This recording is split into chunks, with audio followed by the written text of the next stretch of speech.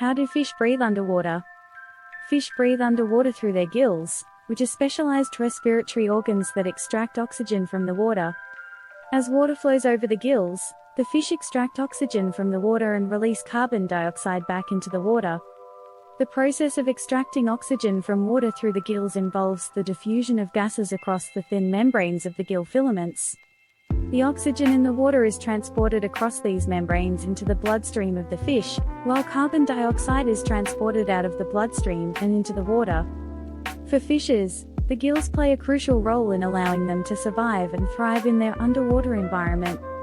What the fish gills made of? The gills of a fish are composed of multiple segments called gill arches, and each gill arch contains gill filaments. The number of gill arches can vary among different fish species, but typically there are between 4 and 7 pairs of gill arches. Each gill filament is a thin, elongated structure that extends from the gill arch and contains numerous tiny blood vessels.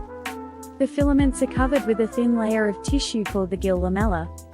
Gill lamella are thin, flat, plate-like structures that are found on the gill filaments of fish. They are responsible for the exchange of gases between the fish's bloodstream and the water. The gill lamella are covered in a layer of tissue that contains a rich network of tiny blood vessels. As water flows over the gill filaments, oxygen in the water diffuses across the gill lamella and into the blood vessels. While carbon dioxide in the blood diffuses across the gill lamella and into the water, the gill lamella are important because they greatly increase the surface area available for gas exchange, allowing fish to extract enough oxygen from the water to support their high metabolic rates. The arrangement of the gill filaments and lamella in fish is one of the adaptations that enable them to extract oxygen efficiently from water, which has a lower concentration of dissolved oxygen than air. How does a fish move in the water? Fish move through the water using a combination of muscular movements and specialized structures such as fins and tails. The fins of a fish, including the dorsal, anal, pectoral, and pelvic fins, are used to control the direction and stability of movement. The dorsal and anal fins provide stability, while the pectoral and pelvic fins are used for steering and braking. The tail fin, or caudal fin, is the main propulsive organ of a fish. It is composed of 2 lobes, the upper and lower lobes, which are separated by a notch. The shape and orientation of the tail fin varies among different fish species and is adapted to their particular swimming needs. When a fish swims, it contracts its muscles to create a wave-like motion that travels down its body from head to tail, propelling it through the water. The tail fin plays a crucial role in this movement by pushing against the water to generate thrust. The direction and strength of the thrust can be adjusted by changing the angle and position of the tail fin. In summary, fish move in the water by using a combination of muscular movements and specialized structures such as fins and tails. The fins are used for control and stability, while the tail fin is the main propulsive organ that generates thrust and drives the fish through the water. Do fishes drink water? Fish do not drink water in the way that mammals do. Instead of actively taking in water to quench their thirst, fish obtain the water they need through the foods they eat and the environment they live in. Fish live in water, and their bodies are adapted to constantly absorb water through their skin and gills. They also obtain water through the foods they eat, as many aquatic organisms have a high water content. Fish have kidneys that are adapted to excrete excess water and other wastes, while retaining the necessary electrolytes and minerals. They maintain a delicate balance of water and electrolytes in their bodies, which is crucial for their survival. To sum up, fish do not drink water in the way that mammals do, but instead obtain the water they need through their environment and food.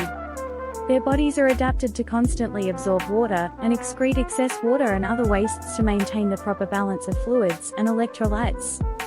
Does a fish sleep?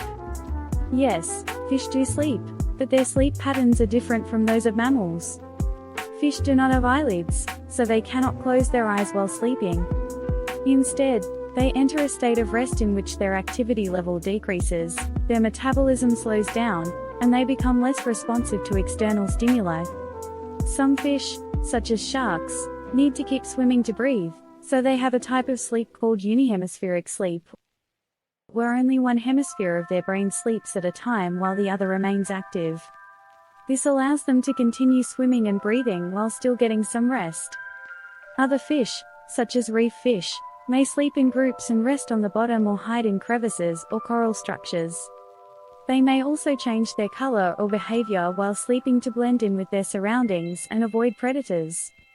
The exact amount of sleep that fish need varies depending on the species and their habitat, but like other animals, sleep is important for their overall health and well-being.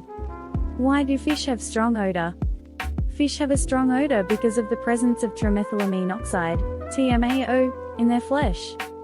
TMAO is a naturally occurring organic compound that is found in many marine and freshwater species of fish and is a byproduct of the breakdown of choline, an essential nutrient found in fish.